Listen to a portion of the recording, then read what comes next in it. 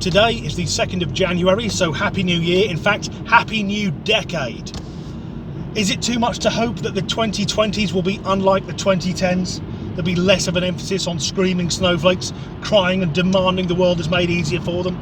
Of course that's too much to ask for. Just yesterday, the 1st of January, the first day of the decade, I was reading an article written by some social justice warrior, and it's easy to tell if an SJW's written something because it'll have poor grammar, the caps lock will be on almost continuously, and there's too many exclamation marks. But anyway, this lady wrote an article demanding that the latest Star Wars film, The Rise of Skywalker, be given a trigger warning because it is problematic.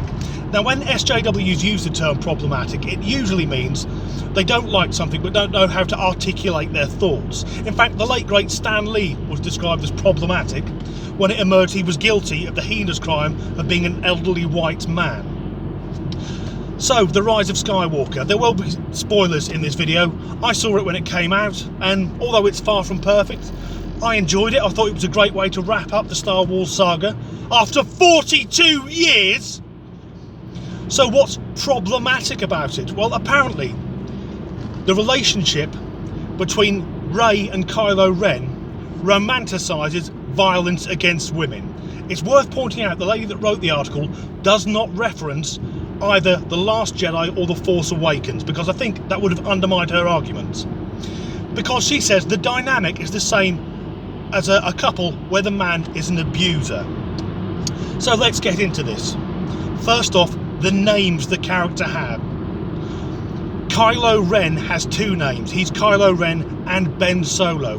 This reflects the Jekyll and Hyde nature of an abuser. Rey only has one name because she's the victim. I should stress, this is as logical as this argument's going to get. And violence against women is terrible. Violence against anyone is terrible. But let us continue. Next, the way the characters are dressed. Kylo Ren wears a mask, thus covering up his true abusive identity. Now again, it'd be worth pointing out here that Kylo Ren does remove the mask voluntarily in The Force Awakens and barely wears it in The Last Jedi. Whereas Rey is dressed in what appear to be bandages covering up her years of abuse.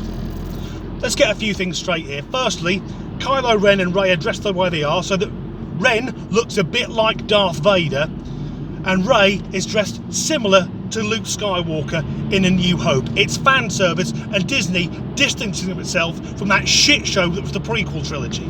It's also worth pointing out that during The Force Awakens, Rey bests Kylo Ren in a lightsaber battle and is shown to be massively more powerful when it comes to using the Force. So what are the problematic scenes in The Rise of Skywalker? Well, as we found out in The Last Jedi, Kylo Ren and Rey use the Force as some sort of fucking Skype service. And in the film, there's a scene where Ren is mind-probing Rey, trying to get her to admit who her parents really are. She says she wants him to stop, she doesn't like it, and this has been compared to serious psychological abuse by the author of this article. And yes, there is some of that, I admit. But Ren is the villain, and also, what takes place in this scene is exposition. If it didn't happen, the film couldn't fucking move on.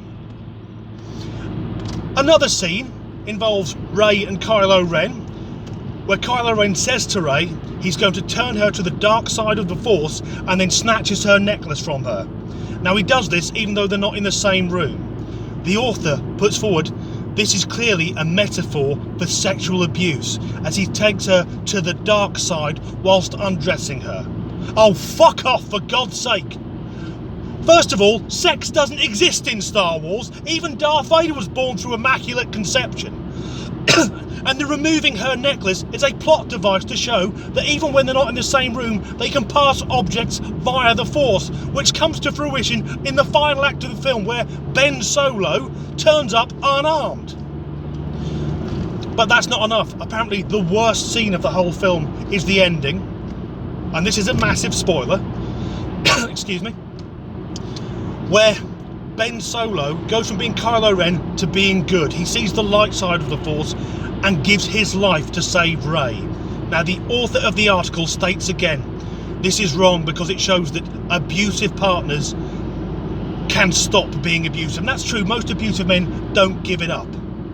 What she's failed to realise here is they're doing the same thing as the end of Return of the Jedi.